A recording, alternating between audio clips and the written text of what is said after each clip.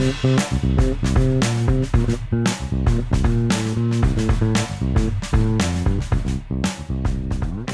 to Daily Variety, your daily dose of news and analysis for entertainment industry insiders. It's Wednesday, May 6th, 2026. I'm your host, Cynthia Littleton. I am co-editor-in-chief of Variety alongside Ramin Satuda.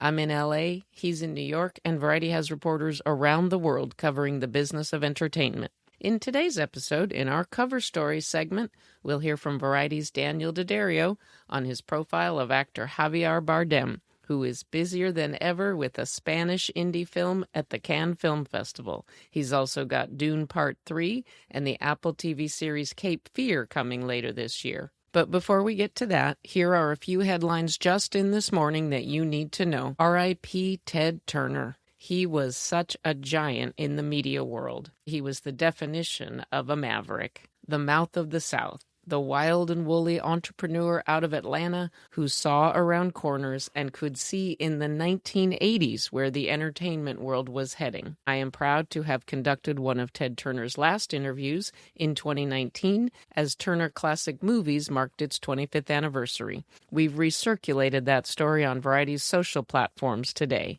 For those who want to understand Turner's impact, a great docuseries was released last year on HBO Max. Call Me Ted was produced by a Turner Broadcasting veteran, Joni Levin. It really offers insights into Ted Turner the man and the business mogul.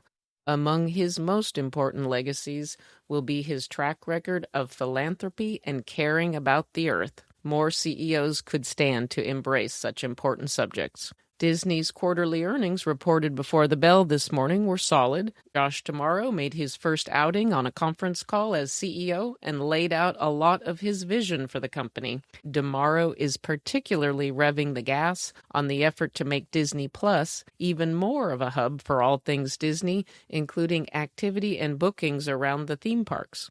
The new regime reaffirmed that for now, they have no plans to sell off ABC, FX, and other linear channels under the Magic Kingdom's umbrella. Paramount Skydance reported its Q1 numbers on Monday afternoon. Paramount Plus is growing at a nice clip, picking up 700,000 subscribers in the last quarter. But the continued decline on the linear TV side continues to hit the company's bottom line. And Paramount is about to bolt on a whole lot more linear channels if it does complete its acquisition of Warner Brothers Discovery. The balance sheet of the new Paramount Skydance remains a work in progress. The Cannes Film Festival will inject a little diesel into next week's event. Universal Pictures' The Fast and the Furious will celebrate its 25th anniversary with a screening at the festival. All of these stories and so much more can be found on Variety.com right now.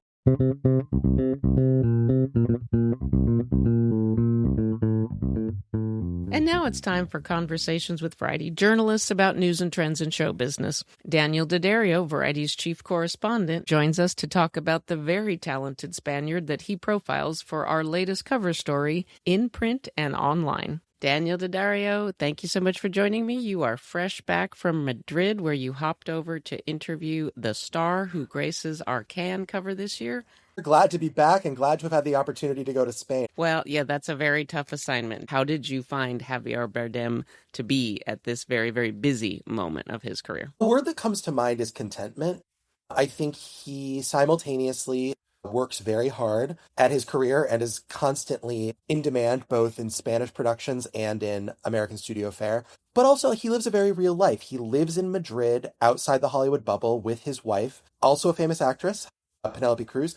But as he told me, for instance, they never work simultaneously unless they're working together. So they have a real toehold in their life as a family of, at this point, a teenager and a preteen. And he really has a lot of perspective on what's important to him in his art and what's important to him in his life. And those are not necessarily always the same thing.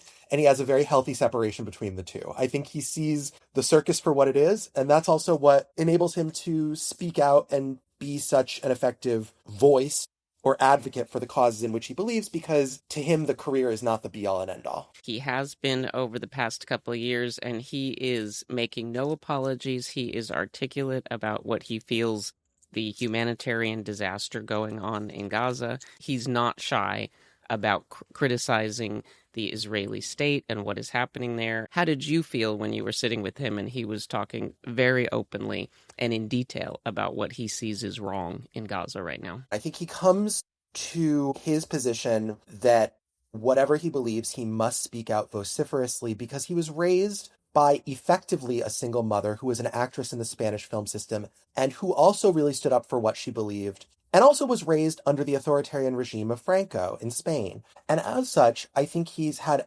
education since childhood that if you have a voice, it's a waste not to use it. Now, keep in mind also that for instance, the Dune franchise is a Warner Brothers film. Warner Brothers may soon be controlled by David Ellison, who has Paramount Skydance CEO, who has himself spoken out against boycotts of Israel.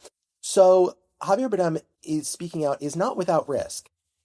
I think that his perspective, as he expressed it to me, is that not merely is there an entire world he has access to beyond the US film industry, he works in Spanish cinema as well, where the calculus is somewhat different, but also he feels that for every job he senses that he has lost, and he said he has a sense that he is on some blacklists, there are other people who are newly waking up to him. So I think it cuts both ways. And I think he's, more than anything, he's refreshingly open, he does not hide the ball, and he has a very thought-through perspective. He simultaneously, in condemning what's going on in Gaza at this very moment, also condemned the actions of Hamas on October 7th. And that's not, to my eye, both sidesism.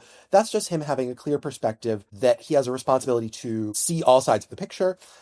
And I think he really does. I think he's a very thoughtful guy, and I think actors speaking out get a bad rap, but I think he makes the use of moments when he has the microphone, just like my tape recorder in front of him in Madrid, and uses them well. One thing that also comes through in your interview is how much he's invested in his family, his marriage with the amazing actress Penelope Cruz.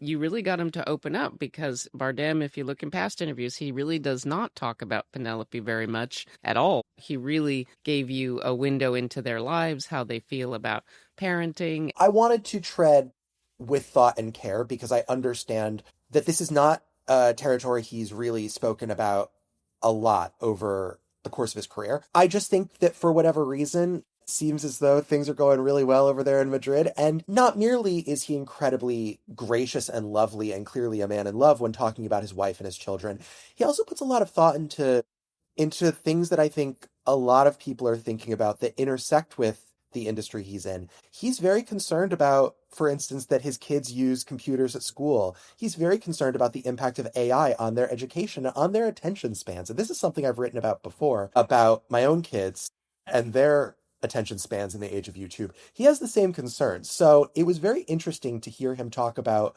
he wants his films to be seen on the big screen, and he's concerned that his kids' generation has had their attention spans whittled away. So it was interesting to just have a frank, open conversation. It felt like standing at the bus stop with another parent in Brooklyn. I really appreciated his perspective. You really caught him at a time when he was so thoughtful about both everything from his interior life with his family to the big things of AI and Gaza for Bardem as an actor, for his professional life on screen. Did you get a sense that there are other things that he still wants to do in his career? I really got the sense that he's rung the bell in a big way, and that what he wants to do is do work that can fit into his life rather than fit his life around the work. I mean, keep in mind, this is an actor who's won the Academy Award, who's won Best Actor at the Cannes Film Festival. I mean, when I talked to him about what he most was looking forward to at Cannes, he said, I've had every experience I could have had there. I've won Best Actor there. I've also been booed there. The only thing I want is to get a hug from the festival's president when I walk up the red carpet stairs. And that kind of says it all. He wants to be happy in his life more than he needs to pick up another accolade. Dan, of course, you learned so much while you observed someone at a photo shoot and doing kind of the mechanics of being an actor. Was it a pretty smooth process? It's remarkable. I've seen a lot of photo shoots. Pro actors who've been in the game for a long time just really know what to give the camera, and he was really no exception. We were under a time constraint because he was visiting Madrid for a brief time before returning to London, where he's filming a movie with Kate Hudson. And he just knew what to give the camera. It was so simple. And then when the photo shoot wrapped, he disappeared.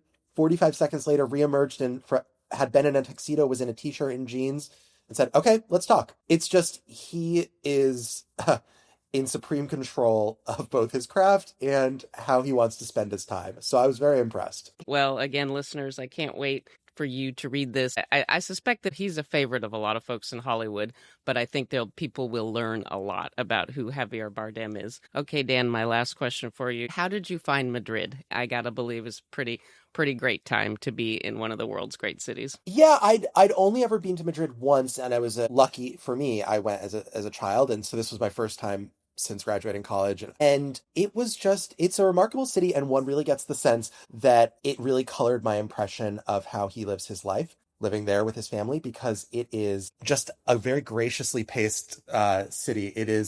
I went out at 10:30 p.m. and people were streaming into restaurants, not out of them. It's just a very interesting place to be with a lot of culture, and I really appreciated the opportunity to go. Thank you so much for delivering a terrific piece on one of the great actors of our time. Thank you so much, and thanks for the assignment. I will go anywhere, anytime.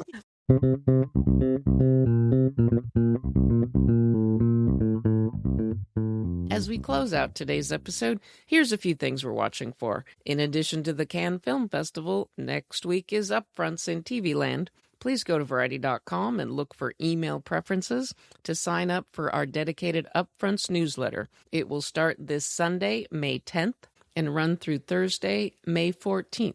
We'll bring you an aggregation of all the headlines and analysis you need to make sense of all that is being announced in New York next week.